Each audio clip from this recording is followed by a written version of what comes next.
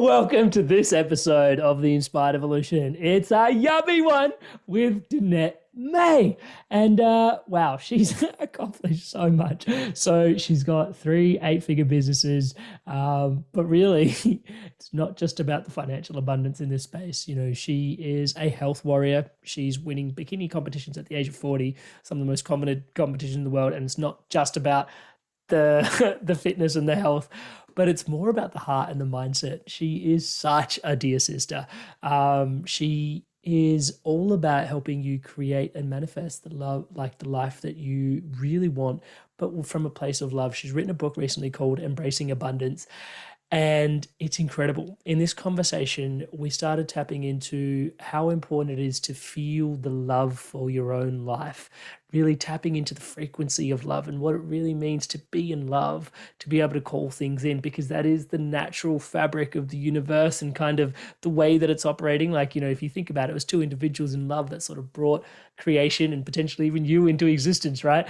So it's a primordial force, and tapping into some of that to create. Now, that made it sound super woo-woo. She has some really practical insights in terms of how to take action, you know, where to begin, where to start. And we unpack some really difficult questions that I've asked, I think personally, around, you know, sometimes when you're visualizing and you've got these visualization tactics of trying to call things in, how do you separate that from, you know, I'm like, potentially some part of you goes, that's bullshit because my reality's over there and I'm over here.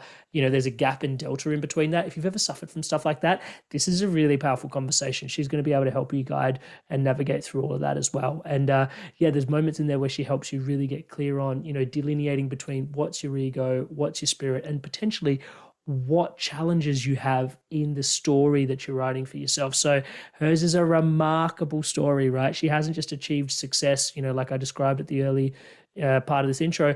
She was at a point where she only had $47 to her name. She was a single mother. She just suffered from a divorce. Like, there was a lot going on for her, and she's managed to be able to build herself back up thanks to all the tools that we discuss in this podcast. Tune in. I know you're going to love this episode. There's going to be a moment, I know there is, in this episode where you go, aha, that was dope, or that was fire. When you get that moment, give us a thumbs up. And if you're new to the Inspired Evolution, please hit subscribe. An absolute honor to be connected with you here. Big love. Stay inspired. Keep evolving. I'll see you in the episode.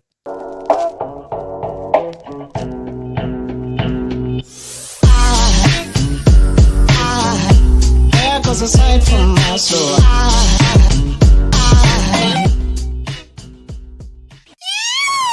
welcome to the Inspired Evolution. And it is, guys, it is an inspirational treat to be here today. We've got with us Danette May. Danette, how are you?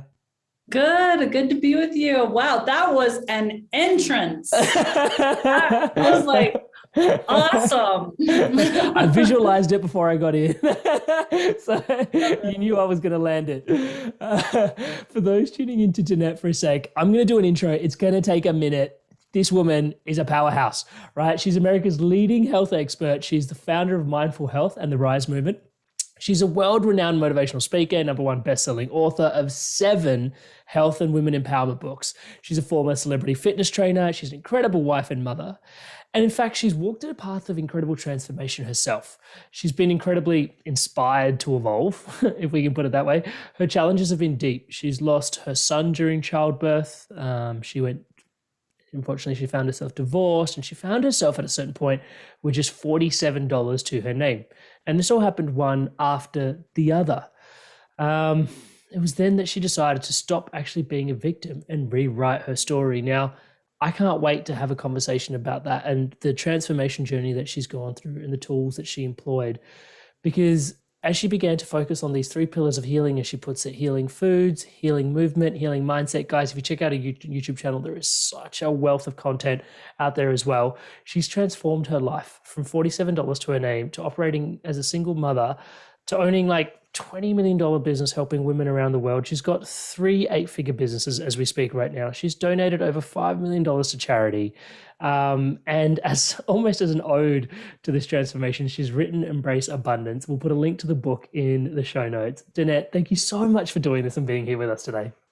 Yeah, I'm excited. I'm excited to just jam out and talk all the things. Yeah, I just when I tuned into you, it was just this incredible story of, I think there's this archetype of rags to riches, and hopefully that doesn't sound too rude when I say rags, but there is this archetype of rags to riches, but not everybody can tap into that story. And look, there's so many places that we could start in your journey in terms of how to create, an incredible business, how to create incredible relationships. One thing I forgot to mention in the intro is you won like this incredible, like the world's most coveted bikini model contest at the age of 40 as well. It's like health, relationships, money, it's all there. But I think I'd love to start with, there was a point where you were like, let's call it your rock bottom. Do you remember that point? And was it just like, okay, I've had enough of this and I'm going to rewrite my story? Or what was it that came to you in that moment as like, okay, from this point, I'm inspired to evolve. Like I'm ready to change. What was it, the impetus to shift at that point? Where did the tools start coming to you?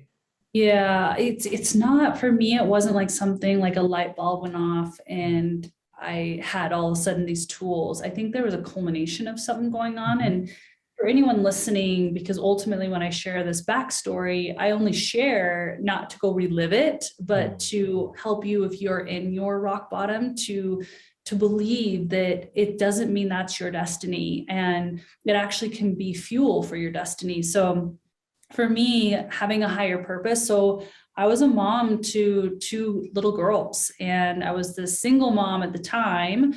And we were sleeping on the floor. We had tinfoil for an antenna for Curious George and the big red dog. Like I was like surrounded with what I would say my reality was not doing very well. And I was like, I really wanted more for my girls and I really wanted something bigger and better for them in their life. So having something like that always helps, but doesn't mean you always have the answers. So what I personally did is I was starting to listen to, I literally on my phone, Googled inspirational stories, like inspiration. And I made it my mission to start researching behind the curtain of people that I looked up to, people that I was like, oh, their life seems pretty fantastic, right? But I didn't want to just know what they were doing right now. I wanted to look behind the curtain. How? And so I researched a lot of people and I found a common denominator. I found a couple and I was like, this success leaves clues. Like one, they all had a chaotic past. Check. I was like, yes, Yes. I have that. I can do this. Yeah. And then obviously they all had other common denominators. And I started implementing those common denominators to start creating my success story, my new written story, and put it into place. And you know what happens is you just do step by step by step. And before you know it, your life looks radically different. I love that. And I laughed because everyone like often asks me, it's like, what's one of the biggest things that you've learned on the Inspired Evolution? And this is what I'm trying to do. I'm trying to look behind the curtain, right, of the people that have inspired me to inspire everybody else's evolution along. And the way I phrase it, and what you described is, they've had a chaotic past, is I find everyone's biggest gifts are birthed out of the biggest challenges. It's almost like the bigger the challenge you've had, the greater the gift that you end up coming back with. It's almost like that hero's journey. And it's remarkable because like when I'm coaching people these days, I get excited when they're going through like a really tough time and people are like, it's inappropriate that you're smiling at my pain. And I'm like, no, but I know you're going to break through. I know you're going to break through. Totally. Cool. I think it was really powerful what you said in that it's not a light bulb moment, because oftentimes I think when we're in kind of rock bottom, and I know this from having sat across the table coaching so many people are waiting for that moment where everything just kind of pivots. It's like, oh, there's going to be a moment where it just pivots. And ironically or not ironically or gracefully or ungracefully, it's almost like a stack of like these little moments that come together to stitch into this transformation. So I really appreciate what you were saying about it not being just this light bulb moment. It was like this body of work, and you transformed, you're inspired, and eventually things just kind of start to precipitate. I really wanted to know a little bit more because I know that there's a whole body of work around energetics there. You mentioned something, and for the average listener, potentially you might have glossed over it, but she mentioned clearly that she doesn't relive her story. She just shares it with you to inspire you. Can you tell us a little bit around? I'm so glad you caught that. Can you tell us a little bit about why it's so important to not relive our story, and So why you phrased it the way that you did, and what's going on in I there? rephrased it this way because so I do a lot of different podcasts or speaking, and I think there's an element to our story that sometimes we continue to live through versus stand on top of. Mm, And for me, I really want to make it really clear that I'm not going to continue living through this story, that I'm standing on top of my story mm, and I'm going to the next story and I'm creating the next story. And so just being an example that whatever you're going through right now, whether it's the peaks or it's the valley of your journey of your story, it's going to shift. mm, Inevitably, it will shift, and either it will always be based off your thoughts. It will always be based off the decisions you're making. So you get to decide how low the valley is going to go and how high the peaks get to go. And so I just wanted to kind of voice that, because sometimes I feel like people want to stay in my past story, and I'm like, is anyone curious about what I'm doing today to keep going to the next level? Because to me, I'm here today, which is amazing, and I got here today from my past, but where am I going tomorrow? And honestly, those seems to be the questions, because that's why I always say that. mm.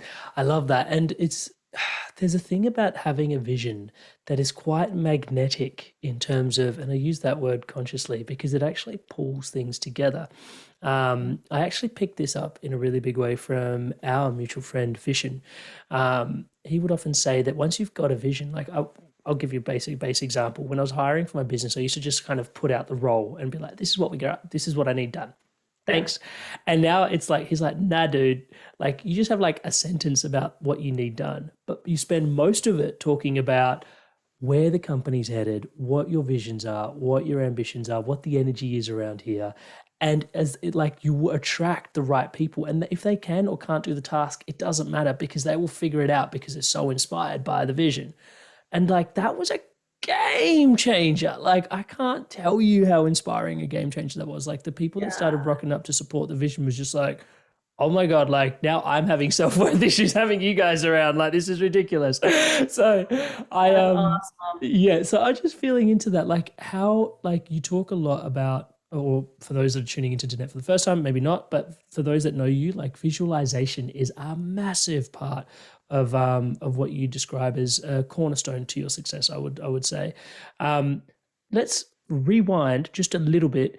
You're in a really challenging place, but then are you starting to visualize like success in the next story, and then the disconnect between the two? Can you tell us about how do you believe into the next story when you're currently in this place of like, Oh yeah, when there's friction and when yeah, there's what we call as the racket. yeah, So I call the it racket? racket is, it's like you're just having a temper tantrum inside yourself, and you're like just What, like me? mad No, about never. life. I don't know what you're talking about. That never happens. It's Right. like most of the Yeah. time. So for me, it's like when you're in that, and honestly, like even if you're in a space of like not even knowing how to put food on the table, that can feel like, how do I visualize when my reality is that I don't even have food? Like I was at that time, just to give reference to where I was, you guys, I was a single mom, $47 to my name. Like this was money that we found in couch cushions and drawers.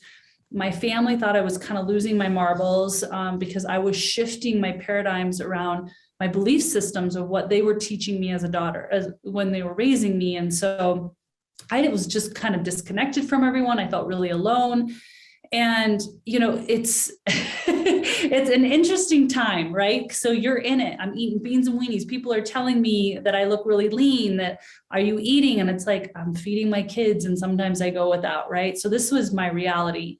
And it can be really difficult to spin that and to think of something different. But I want to just say that when I was researching other people, or I was listening to other people's stories, one of the common denominators was them getting into a state of seeing and feeling eating amazing food, of living in this home with sheets and a bed. Like for me, that's where I was starting, right? And having friends, people understand who you are. And then for me, it was that I always had this vision in my heart of what I wanted to do out in the world. Like I was like, I know I have a mission. Like I just felt that. Like I don't know if anyone else can relate to that, but for me, there was a knowing that I had to have been made for more, that there had to have been more, that I had dreams as a little girl, like they didn't just suddenly go away or they're irrelevant anymore. So I would see these things of where I wanted to go and I would feel as if they happened. And I know we hear about this on The Secret. I know we know these things, but these are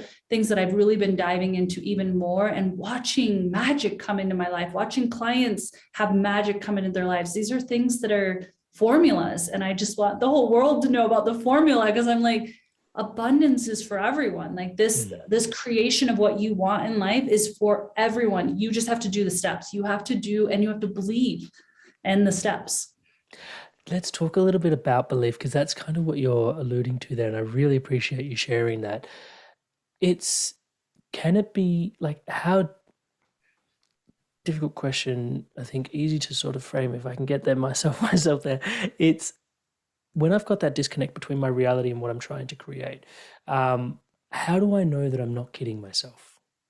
That what I'm trying to call in is even possible? Or is it just a matter of having that faith at that point? Or like, what is the underlying sort of gooey premise there? I'm probably going to say something that not many people say. You are kidding yourself. Our whole life is a big kidding game. Yeah. So if that's the case, let's just say we are kidding ourselves, and we're kidding ourselves into depression, we're kidding ourselves into lack, or we're kidding ourselves into abundance and into amazingness. Like, what if we are? Let's just play that. Yeah. Why not play it? Why not kid yourself all the way to amazingness? Why not? Because what happens is you will start off and it will feel like kidding. It will feel like a lie. It will feel like that. So maybe it is. I'm not going to say if maybe it's not. And then what happens though, is you continue to kid yourself. And I'm just going to use that word because that's what people are feeling. You're going to start to see some of these things happen. And then you're like, oh, that worked. All right, let's keep going. And then you just get better and better at it. Incredible. Thank you so much for sharing that so honestly. I love that. That's really empowering. I really appreciate that. And yeah, I've followed you for too long, but this is, I know there's been a point where, you used to tune back, and one of the affirmations you've got is about, having, it used to be about, being as bioenergetically available. I think I'm rephrasing it and paraphrasing and butchering it all at the same time, as a 24-year-old. And then over time you said, you know what, actually it feels more like a 28-year-old now, and I'm just going to meet myself where I'm at, because I can actually believe that a little bit better. And yeah, I think it's really amazing just to sort of witness just kind of your own journey and just sort of feel like, this is kind of what feels more. Yeah. So what he's referring to, you didn't mutilate it, but what you're referring to, I was actually talking to Vishen from Mind Valley, and a statement that I actually say, and I said it today. So it's not like I just say it to a podcast. Like I do this every day, is I said, and I actually felt into it too. So I do this in the morning. I have what I call the fine, thin line of the thin veil of morning. And so I said, I'm at the bio state of a 28-year-old looking and feeling as if I am 28. So it was 24 at one point. Like I would say 24, but that was like, whatever, 5 years ago. So now I just moved it to 28. I don't know why, but if it feels more in resonance, then there's more power to it, because there is a resonance belief system. But I want to be careful in saying that, because when I first started in this journey of saying I'm abundant and money flows into my life, and I'm sitting here like barely eating any food, sometimes you have to kid yourself. Like you have to just feel it, like use your imagination like you did when you were a kid, whether you're a boy playing G.I. Joes or a girl playing Barbies, or mix and match, however you want your make believe. You got to get back into that. And that's where I'm saying it is kind of kidding, but it is make believe, and that will eventually start to manifest in your, what we would call our reality. Yeah. I do love that, because at some point, there is and maybe this is a limiting belief of mine, and maybe it's worth me talking about it with you, because I do believe you've got to have a vision that inspires you and magnetizes you and pulls you forward. But at the same time, I find if I set it to be, because I can visualize anything. And as of that point, it's like if it gets too far and too lofty, some part of my internal GIS internal system goes, you're more full of it than inspired. Like it's more egoic than not, and maybe that's my own limiting belief. Is it my limiting belief, or is it a matter of I'm potentially calling in something that's not alignment with me? Well, that's really fascinating. And what I love that you're saying is that your mind, whether it's true or not, is saying that might be egoic. And I can tell you're someone who wants to live in alignment with your soul's path. And so if the mind says egoic, you're like, whoa, I don't want to be egoic. And I also don't want to just be a dreamer that doesn't actually create something in fruition, which is fascinating. So I would challenge you on really looking at that, like whatever the statement was, because you never said what it was that your mind's telling you might be egoic, and journal on it. Like, if this were to happen, how many lives would be impacted? How would I show up in the world? And is that egoic, or is that actually magnetic and magnificent? And feel into like a higher power communicating with you and saying, I mean, why not? Like, what if it is a why not? And you're just now saying, since it's so big, it must be ego. Thank you for unpacking that for me. I really appreciate that. Yeah. Question, how do we start to discern? Because I know for tuning into the book, the first part is to get really clear on what it is that you want. Yeah. What's in the way of us being able to tune into what we want? Isn't everything we desire ours anyway? Yeah, actually, I believe that consciousness, now I can unpack this because we can use words, but I actually feel this in my cells, is that consciousness wants to express through us. And so anything that we think we desire, and I know Rumi already quoted this, like whatever you think you desire or you want, those are the words we tend to use as humans, is actually seeking you. And the reason you feel it inside you, or thinking it or seeing it, or what we would call desiring, is because it's seeking to be expressed through you. You wouldn't actually know about it. You wouldn't be thinking about it if it wasn't seeking to be expressed through you. Granted, as humans, we have a lot of thoughts and we're thinking and da da da da da. I'm talking about those thoughts, feelings, desires that are coursing through you on a regular basis. That's seeking you. Yeah. So what I'm hearing is there is like a more visceral, internal sort of drive that is that desire, rather than kind of the desire where I'm just flicking through social media and seeing all these people killing it and just going, yep, I want that, I want that, I want that, I want that, I want that, I want that, I want that. That's yeah, because if it goes away, it might have just been a thought and not fleeting, an eternal cellular desire. Yeah. I love that. So another question. Thank you so much for just. Yeah, I love talking. I feel like we're rapid firing this. So in there, for those that potentially, and I've had moments in my life where I'm like, I can really see a vision, but then there's times where I'm not that visionary. Like I can't really see it. Like I can feel it and I can sort of go, oh yeah, like this is kind of what I'm calling in. I can still tune into it, but it's not like a visually rich landscape. In your visualizations, how important is the visual aspect of visualization, and can it be coached?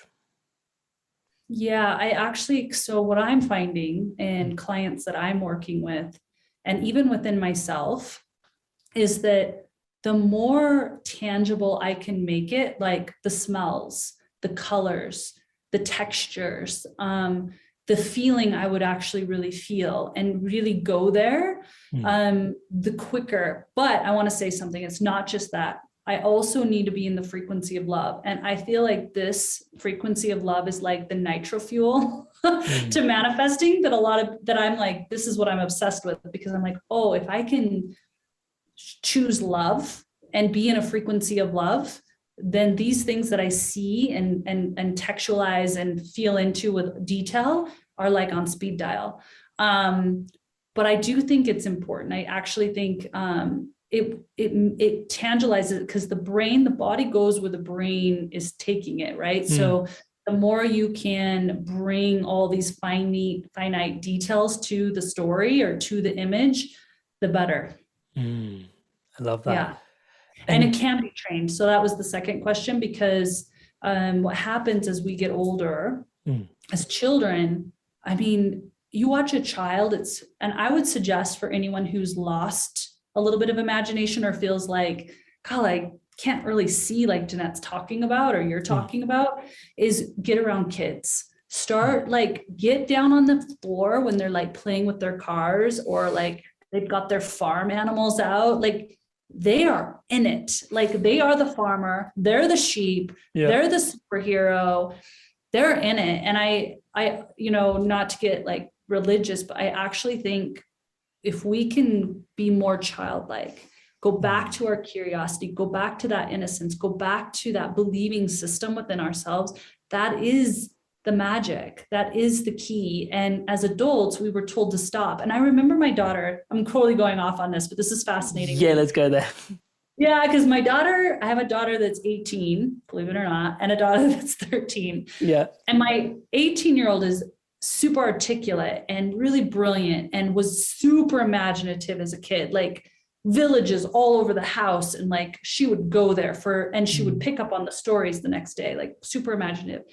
And she told me, I think she was 15 or something, because they kind of stayed in their imagination a little longer than their friends. Like, so then sometimes they get teased, like, you want to play that? Like, we don't do that. We sit around and talk about boys or something. And I remember she said, she went to go play. Like she went to go sit down and play. And she goes, Mom, my imagination's going away. Like I can't get into that same spot. And it was kind of panicking for her. And I was like, this is fascinating. I think our school system, I feel that even our friends that don't mean to, but are like, why do you believe that? Or why do you want to play that? Or what, like grow up, you know, it turns off a switch within our brains. It's like a defense mechanism, right? Like sit still, study this way. You're not meant to be in an imaginative state anymore. It's switch off that muscle, right?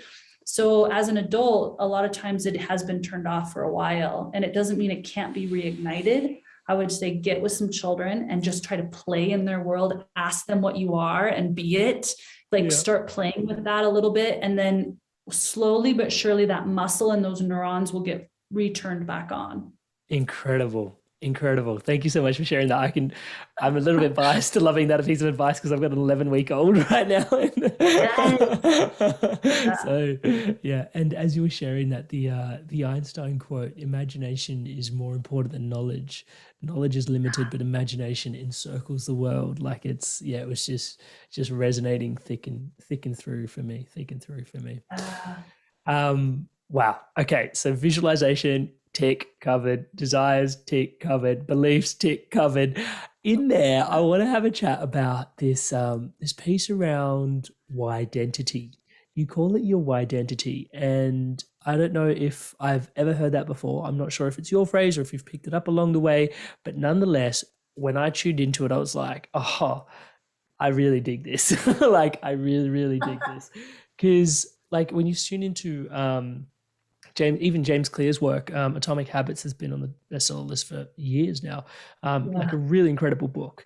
And he talks about, yes, you can change your habits, right? But the easiest, like the hardest place, but also the simplest place to change, or most effective place to change, is your identity.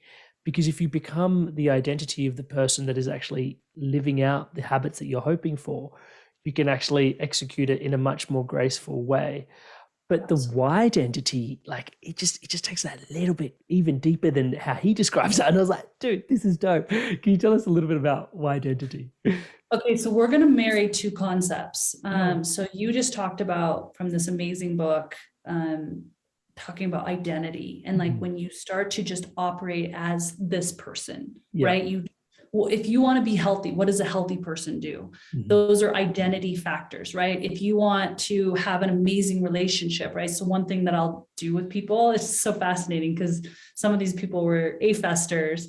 They'd be like, and I have this successful business, but ultimately I just want to have a partner, and that involves somebody else. Like it doesn't require just me. Like I'm feeling like I'm not attracting a partner that I really want. And I have all this money and I go on all these amazing vacations, but I go by myself. And I was like, but how's your house? Like, are you taking up the whole closet? Are you acting as if you're in partnership? That's an identity factor, right? So acting as if a partner's coming into your world, right? Like park on one side of the garage, don't take up the whole garage. Like, you know, like really act as if in that identity.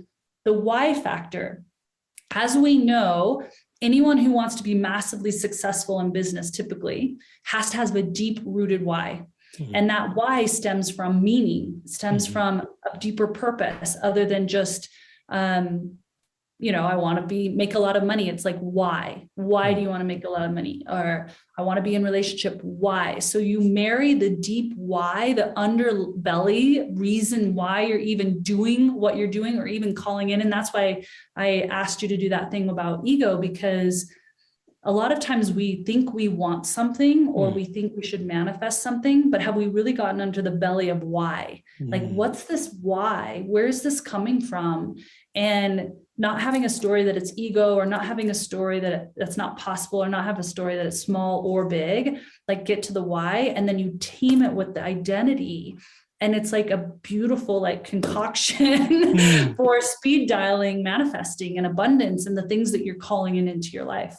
I love that. Thank you so much for sharing that. That's awesome. Yeah. And I think it's a really powerful concept to have a really clear why behind why you're doing it. And then also to tune into the identity of who it is that's actually calling that. And it's almost like the why and the how wrapped into one gorgeous little, like, punchy little thing. So in there, you mentioned the power of love and how important it is for you to tune into that when you're trying to call things in and embracing the abundance and visualizing. And you think it, for you, described as putting things on speed dial for you. And when you described it, it was very palpable and I could feel it, but I'm conscious that it may not feel like that for everybody. So can you tell us a little bit, do you think that's just because love is one of the primordial forces of life and existence itself? Is that what you're tapping into? Yeah. So the reason I'm called to even talk about this stuff on like a podcast or on stage or whatnot is because I don't think there's just abundance that's great, that you can have more money or be in a relationship and that's great and I want everyone to have that. It's because I actually feel that a currency underneath that is a frequency of love. And so if more people are creating abundance and desires that come from a why, a deep why, and then they have to have a stream of frequency of love. So for me, my big mission is raising the frequency of love on the planet. But here's what we know is that people that have passed on. So when you start to study people that have gone, like feel like they've died and then came back, NDEs. Near death. There's miraculous stories around it, around having like going in with all this cancer and boils on the body and then having this near death experience and realizing, I just need to forgive myself. I just need to love myself. I need to forgive all these people in my life. And once they do, the disease is gone, right? And finding that this frequency of forgiveness and unconditional love is a speed dialer to health, to abundance, to business ideas, to creative ideas. There's a lot of near-death experiences around this, I needed to get into forgiveness. I needed to get into unconditional love. And I saw that that's all there was when I passed on. So now I've been diving into it so much and just feeling what that feels like, right? So the frequency of love, we all know what the frequency of anger is, or frustration, or betrayal, or hurt, or loneliness, right? We know those feelings. The opposite of that, and this isn't just, Danette talking, there's actually been so many scientific studies on different potencies of levels of frequencies, right? And how they resonate in the body and how they shift cells. And love, unconditional love, not like, love for a lover or love for a child, but just unconditional love, which is forgiveness and just loving you because I see myself in you, is the most highest frequency any of us can hold on to. And with that frequency, we become a magnet to the dreams or the visions that we have in our minds. Oh, I could just listen to that in a meditation, to be honest. Maybe I should do that. That was incredible. So tuning into that, Danette, inspired evolution, when you feel into what's possible for humanity and the planet coming forward, what do you think the inspired evolution for humanity and us as a collective, what's your inspiration like? What do you see is possible for all of us? I've thought about it a lot, especially in these times. And once again, I've gone to my 18-year-old daughter around this because I find her wisdom and the way her mind works as an 18-year-old is radically different than the way my mind works. And we went into a deep discussion because for me, I would love if everyone was in love and if everyone saw themselves as connected to every living thing, plants, animals, humans, right? That we are one and that whatever they're looking at is a reflection back. I would love that. And she said something, so my shit is shifted, and I think I might shock you. She was like, don't you feel that this essence of pain, war, hurt, betrayal is all part of this beautiful mix that we get as a human? And you can't actually see and feel the love without the other. There's this need for polarity. Then I was in Temescal. I went to Temescal, which is basically a sweat lodge in Mayan. Yeah. And it hit me so hard because I've been wanting like humanity. We call it humanity, wake up, we like want them to see life the way we see it. Right. And what really hit me in Temescal in my journey was that we need the polarity, and in the polarity is perfection. And for me now, what I want is I just need to work on myself. I don't need to worry about a collective of the planet, that I'm a part of the collective, and me choosing love or me choosing to embrace the polarity and to love in the polarity is my journey, is my contribution. And outside of that is not for me to say. Oh, sister, as you're sharing that, I did a podcast with Marianne Williamson, and one of the things she said was being present in the present moment is her. I asked her, like, how do you like anchor that with the future and like all the things that you want to create, and especially as an activist and the frequency she holds. And she was like, the future is best looked after by me anchoring myself into the present moment. That is my faith. Like, I believe that. And what I'm hearing in that as well from your end is like, the collective is best looked after by me anchoring myself into my self-work as well. So, man, I'm getting chills as you're saying that. Actually, it's really, really that was deep. beautifully said how you said that. It's like the collective is best looked at. I'm going to rephrase it because that was really powerful for me. The collective is best looked at by me anchoring into my growth and into, my love and my acceptance. Oh, Danette, thank you so much. Before I let you go, there's one cheeky little question I got to ask, which is, I know you've donated a lot of money to charity, and it's a very inspirational and incredible thing that you've done there. Now, I wanted to tune in. You mentioned this thing about the 10% rule. Tell us a little bit about 10% and why, and the energetics behind it, potentially why, and inspire us a little before I let you go. No, so I don't even know. Do I have that somewhere? Because how did you know about 10% giveaway? Research. Or did I put it somewhere? My team put it somewhere. Well, okay. So I grew up in a very religious family and came from the belief system that we would give 10% of all of our earnings to the church. And even though my belief systems have shifted, there was something that really caught hold as a little girl, and still for me today, is that I am gifted with so much. And no matter if I just made $1,000 a month, right, and I'm barely getting by, I've lived this principle of giving 10% away, even in my hardest. And I come from this belief that as I give what I have, 10% of what I have, that's like my tithing to the world, to my offering to the universe. Like then it's only going to come back even more, right? And so whether I need it back or not, like that's not the purpose for it for me. It's saying 90%, I'm grateful for that 90%, and that 10% I'm going to share, whether I'm making $100. I did it in college. I did it when, I was scraping through and so now I just do it to charities, causes that that feel in resonance for my soul. I ask my kids what they want to get involved with and how we can do this. And so that's the principle that I love living by. And I just feel it's the right thing to do for me. And so that's what I do. Oh, thank you so much. At the risk of tarnishing it with the word hack, I really feel like it's a gorgeous spiritual hack because I can feel into how much trust you must have in the abundance, even when chips are up and chips are down, to be like, you know what? I still have the capacity to give and to Absolutely. give and to give, and then to allow more receiving to come because the universe knows that you're going to give. It's, really awesome. So thank you so much for sharing that with us.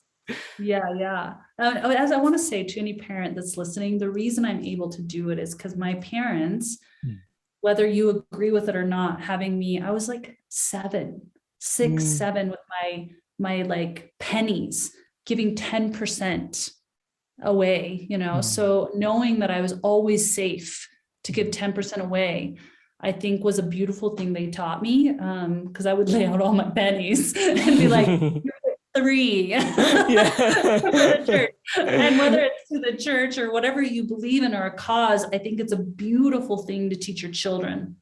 Is that there's more than enough, and whatever you have to give at least 10. And if you can give more, but at least 10. I love that. Danette, honestly, sister, thank you so much for doing this with us here today. And I could just seriously sit here and just thank you for this incredible conversation that we've had. I know it's helped me in a great deal, and I'm sure it's going to help so many others that are tuning in as well. But I know it's a lifetimes of work that actually informs this conversation. So thank you so much for the way you show up and the work you do in the world. For those that are tuning in, a link to Embrace Abundance is totally going to be in the show notes. Totally check it out. This gets unpacked to the nth degree in that book. And also a link to Danette's website where there's so much going on. And I've got a little pet sort of thing. Check out our YouTube channel. It's really awesome. I really like it. There's so much cool little tips, and like everything's snackable. Like it's really easy to consume, all the pieces of content on there. So it's really clear. And whether it's about nutrition, whether it's about movement, it's all there, and mindset stuff as well. So really incredible 3 pillars. She's super clear on what she's up to and helping you with it. So we'll put all the links to that. Thank you so much for doing this with us. And on behalf of myself and the Humbled Inspired Evolution tribe, we're wishing you all the best always, Danette. Thank you so much for doing this with us. Thank you for having me. I loved it. Hey guys, if you enjoyed this video, give it a like, leave us a comment. And if you want to stay in tune for new episodes launching every Monday, hit subscribe, and I'll see you in the next video. Stay inspired to evolve.